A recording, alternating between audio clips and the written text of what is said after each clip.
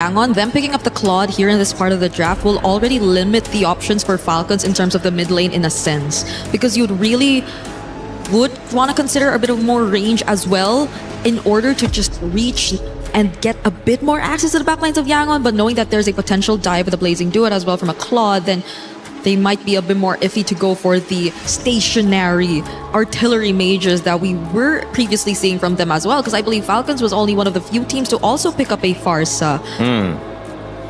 Does feel like they have an answer potentially to the intense engagement that we saw from YG and the Beleric and Uranus. That should be able to at least slow people down, survive a little bit, maybe catch you off guard with an ultimate, Wrath of the Dryad, make things difficult to get out once you do overcommit. But now what's the other play around it? Because Zushin getting banned, how do they access these characters? How do they get to the Claude when he gets in and gets out? How do they make sure the Eudora doesn't have too much presence in these team fights? Up in your face surprise stun. They ban out the Esmeralda. I think they can go for a Vexana as a consideration pick later, then pair it up with something like a Brody, or they dig deep into the bag of Falcons and decide to play the map a little bit more and they go for Low Yi Brody to close it out. But still, with Yangon not showing their Roam and EXP, they will have to show one of those picks now. Picking up the Low Yi and the Brody to close it out, and then if ever they have one really strong formation breaking EXP laner as their last pick, then Falcons, that would have been checkmate for them, and Yangon going 2-0 in the draft. Ooh. Yeah, at this point, I feel like there you go. Yep. The Ruby does show up. They've already taken out the Juicin, which I think is one way to tell that they really just want to go in. They really want to get these melee heroes and fighters in the draft to complete their lineup. And the Selena still gets picked up for the second time here for Falcons. I really thought they'd go for a little bit more AoE here, but they already do have the Beleric anyway. I still think the Low Yi would have been a fantastic pickup, but let's see. Maybe they still have so much faith in this Selena that the constant vision provided and the arrows is going to be enough for them to read Yangon's maneuvers. I'm thinking now, because at this point it looks very tight. The formation looks very tight for Falcons. Who knows what Blink would be considering again in the Roam, because we've seen a lot of options which I think would work out really well for them here in the scenario. The Carmilla that they previously used is up there as well. Yep. I think that can be a consideration. If not, the Badang that they previously used to just complement it with the layers of crowd control might be an option as well for Yangon. Got a Kacha available, Cho available as well, but kind of a tight-knit group there. So who are you going to isolate? Who are you going to pick up if you are the Cho and get that kick on? Yeah. Just questions to be raised. We'll see how deep that pool is for Blink here. Yeah, because you really don't want to kick back the Beleric. No. The Uranus is going to pack the Purify. They go for the Mathilda. Strong combination here by Yangon. And they are able to balance out their draft in the sense that they're not going to be as easy to take down in the early game. They have some good shields, but there is a realm of possibility where Falcons gets the first two turtles. Turtle 3 will be a decider, and then Lord 1 is where it's going to be at. Did they do enough?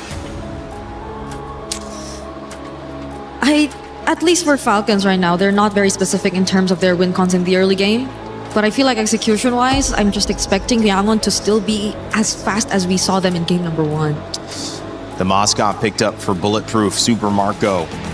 He is a star for Falcons. They need him to show up big. It's the second game, a second lineup, a draft that the panel a little less decided on, but still feeling like Yangon can execute. Trax, Leo, how we feeling? 2 games in a row. I think MGod and Marvs have trumped Coach Vren and Moody once again. I love that last pick, Matilda. It fits the Burmese playstyle so perfectly. You see Blink is already crossing over. Scouting 3. He's going on a 1v3 recon mission, Trex. And that's what they did in game 1 too. Not as deep, but still constantly. They're not scared to get in Falcons' face at all. Yesterday they knocked on the door until it finally, or last game they knocked on the door until it finally broke open. And this time I got a feeling we're gonna see the same exact thing. So far it's up to Falcons to adjust their tempo. They found out that in game 1 you cannot take your time. Slowing down Yangon Galacticos is not an option. So good to see that Falcons are finally here, at least when it comes to early game rotations. Marco here, dueling against Sanji, using that gold crab as a point of contention. What's going on? What kind of duel are they getting into now? Super Marco just likes pain at this point, I think. But look at the damage on Sanji. That's what they were doing. All right. That's what Mirko would call the walk-up. Just straight up opening a rift from God knows what dimensions, putting the fear of God into Sanji. Mid lane, though, this is the first time we're actually seeing these trio go toe-to-toe. And all three. Here comes Han as well. We could see the big attack here. Kai's goes down. First blood for Falcon. And the Falcon crowd finally erupts. The other half of the stadium acknowledges the fact that finally Falcons are taken to the skies. Han going for the steal. Blink very low. Forced to flicker out. Good flicker at that. Flap now. Setting things up for the rest of the team. A big flicker from Yang, and down goes Han. Kyle finally putting kill into his pocket. Stack that up with the turtle, and it's a beautiful start for Falcon.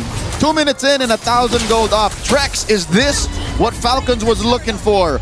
As a big picture draft, I'm gonna die on this hill. I really like what Yangon have brought in, but were Falcons just looking for a tree to perch on? Was it just really the Belleric that changed the way they play? I honestly think it is. The Belleric has the ability to stop YG in their tracks and also respond. Yet last game, Falcons had issue in punishing. They had issues finding those moments and biding enough time, and this time, Falcon found the answers to do it. SOD thrown out to try and secure.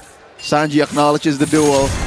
I'm going to double down on that. I think the fact that the Burmese Ube, the Yangon Yam, is so evident that an ult like the Wrath of the Dryads just throws that sideways. And it's not even for Ogwin just using the ult. The whole kit of Belleric answers so much of what Yangon are good at.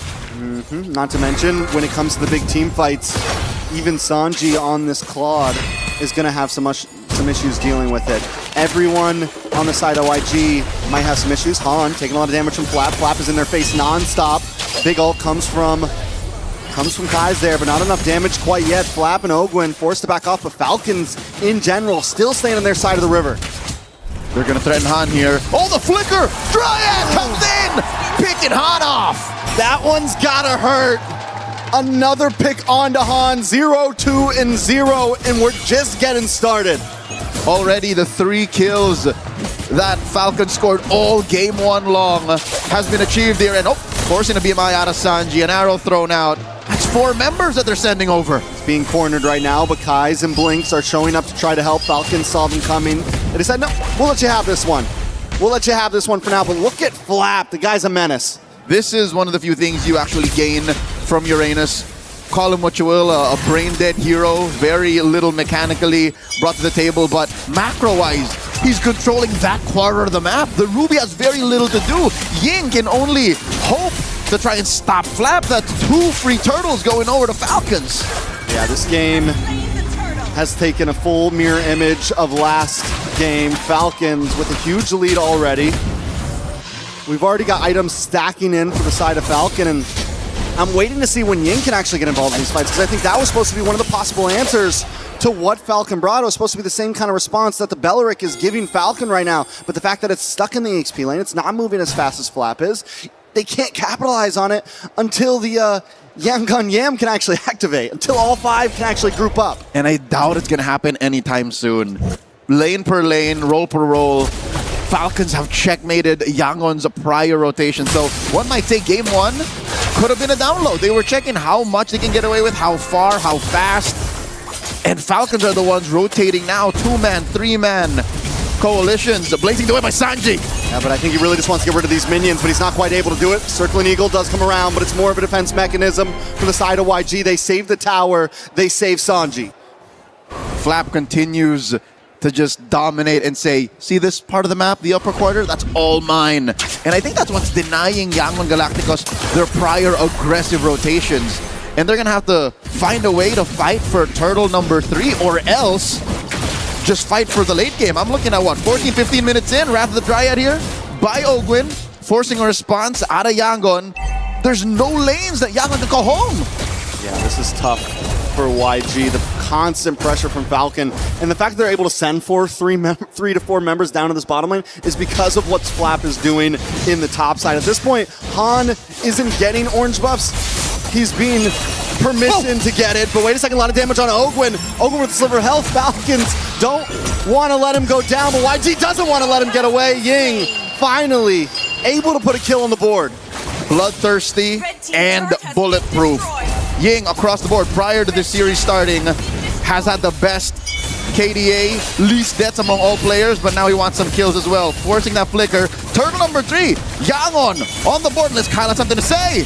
Kyle does not have something to say this time at least. He tried, he went for it, but YG were able to secure a position. That's going to help a little bit in terms of gold, but still Falcons holding not only a gold lead, but a map lead with 2 tier 3s down on the side of YG. Long-term trade, that's worth it. The price of Ogwin and a turtle for tier 1 top and bottom, that is what Falcons wants. Nothing ever comes for free, and they're able to maintain a stranglehold on Yangon's economy. Han not on the board just yet. He's struggling. Every little small camp. Hey, for the first time in what? 2 spawns. The orange buff is actually open for him. Han is able to get it, so that's a good thing. Falcons now changing their pace of it. There's no more off lanes to gank exactly, but for the damage on Flap does pop the Consecration. Will be safe to get away. Still has a Purify in the kit. Super Marco shredding down on this top side. YG getting a bit more grouped up now. And Falcon has noticed. All right, we see a little bit of the bulb, a little bit of some growth in the Yangon Yam, but approaching the 4,000 gold lead, and the fact that there's no one threatening Marco. 8 minutes in, no one threatening Marco. Now thrown out. Breath of Dry does come out, circling in, will get the big knock-up, and in comes Han, getting a lot of damage. Sanji with a Blazing Duet, Ogwin caught in a bad position, Haji as well. YG don't want to let it go, they want to fight back. They're looking for the next target, and comes Sanji from the side, a nice flank on Ogwin. Ogwin tries to get under the tower to safety, but there's no safety against Yangon right now. No shelter will stop you from the Yangon Yam as they Uber their way into a flank, converting into a turret, trading.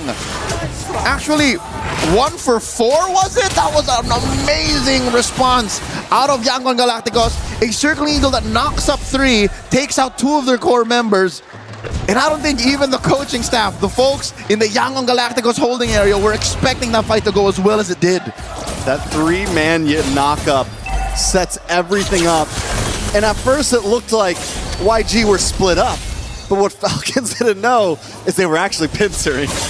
I don't think it was planned like that, but YG found the moment and capitalized on it. In a matter of about 20 seconds, the gold has been minimized, and the game is a standstill. That is improv in MLBB at its finest. Suddenly, Han has 3 kills.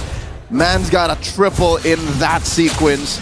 But so far, this is one of the few windows wherein Falcons have to say, not again. You can't do that twice. Fool me once, shame on you. Fool me twice, shame on me. So now they know that these small avenues on the map might be dangerous, and I think Yangon have found a way to do that. They've rope-a-dope Flap. Flap might get overloaded. That's the problem here. Once they figure out how the Filipino cannon can kind of blow up on his own in his face, then that's how that works. So they have to overload his Purify, overload his Consecration, and somehow find a miracle. 3-man Circling Eagle already used up by Blink. Big knock-up. He might not be able to get away from this one. Flap, though, with Consecration, still goes down. A kill into the Book of Han.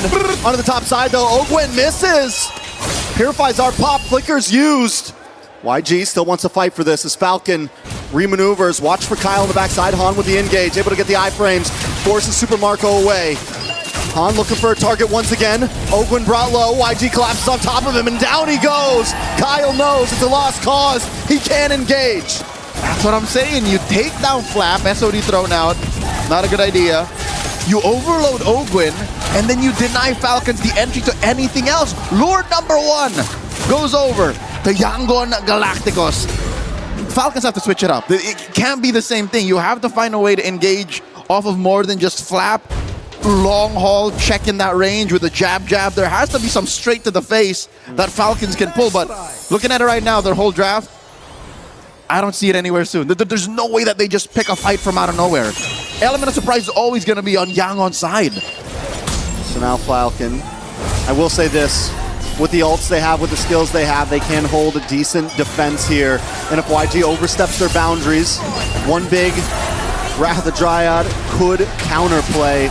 But maybe that's the answer for Falcon. Let YG come to you a bit. Let them engage and see if they overcheck themselves. Which has been, I think, what Falcon has been trying, especially in that Lord Dance. It's just they dogpile on the Flap too soon. Fortunately, Flap has his Purify once again, 30 seconds off of Ogwin's Ratha Dryad Flicker combo. But I think the damage has been done, man. Couple more kills on Han. Sanji left unmolested. 0 deaths on this Claude. Sure, it's been a difficult early game. They spent, what, 2 or 3 death squads to try and gank him out of that lane, but he never gave in. He never caved. So I'm guessing a good chunk of that gold, despite Marco having a good, what, first 5 or 6 minutes, has been closed in. Like, this is more than just an equal gold lane matchup. If anything, I think Sanji has more gold than Marco now. Oh, I'm offended. Plus the stun, Flap is forced away. This time YG doesn't cause the full collapse, and they know when they can, they know when they can't. They decide to back off. Let's see if anyone walks into Kyle here. Kyle holding left mid brush. Oh no, Flap walked into 3. Purifying Consecration gone from Flap. 60 seconds to Lord still though. This Burmese Ube is lethal. Not more than 30 seconds are they ever apart from each other. That's amazing. And again, that's what Red 5 Matilda gets you. The fact that Blink can be within what? 2 or 3 seconds a step away from where he's needed with a flicker too. So they're basically, you know how Louis folds the map in half? Yeah. Blink kind of folds the map in 2 quarters, which is almost half. Fair enough. Mathematically, almost half. Looking at the items, true enough, Sanji is 500 gold up on Marco. Even with Marco building the Wind of Nature, that doesn't protect him from Kaiser. It doesn't protect him from Blink's Rogue Wisps. So Marco is never truly safe. All right, so what's the big answer, right? Ogwin didn't go with the Revitalizer or anything. He has the Flicker, so there could be your opportunity of surprise, but who's going to be the bait? And it seems like Falcons maybe 2 split up. Maybe they need to group up as well. In an effort to split up Yangon's Ube. But wait, look, they're blitzing the Lord. Oh, there's no response. My God, Falcons score! And then the conceal, the hit and run. YG are going to try to close this. Oh, Trex, true enough, you said maybe Falcons should group up, and they do. They blitz the Lord, and that's the price you pay for playing the Ube so tight. Yes, you can be within 2 or 3 seconds grasp of your teammates, but not the whole team to be in to respond to a Lord take that quick. What was that? 5, 6 seconds? Yeah, that was fast. Oh! Wait a second. Marco. Son of Marco. Circling Eagle gets the knock up. Han closes the distance and gets the kill. That's going to help a lot for this Lord push. Oh, YG just need to get back to base now to defend. Not a little. I think that was careless of Falcons to not check that lower quarter and have Marco walk into a brush that had 3 members of Yangon in it. So with Marco getting picked off, I think that neutralizes the Lord take. This is a wash. All they get is, they get the tier 2 on the bot. They get the tier 2 on the bot, tier 3 on the mid. So they get a little bit of ground, but not what you would want out of the second Lord. But then again, they weren't even supposed to get that Lord, honestly. The fact that they were able to burst down, it still feels like a good win for Falcon right now. Flap taking a lot of damage. Circling Eagle. How long does that thing last? YG gets the offended. Responds with a rather dry, but it's not enough to save Flap. The damage is already locked in, and look at the blazing duet from Sanji. They lock on to Super Marco next. And Falcons have 2 men left standing as YG knock on the front door. A Selena and a Belric are not made to clear waves. This mid lane wave is crashing in. Falcons are losing this inhibitor. They could lose more if YG wants to keep on pushing. The Cannon Minion still standing. Another wave left. Ogwin tries to lock in, but he can't quite save it. Haji bursts it down, and YG take down the Crystal in game number 2. Yangon Galacticos at match point, 2-0.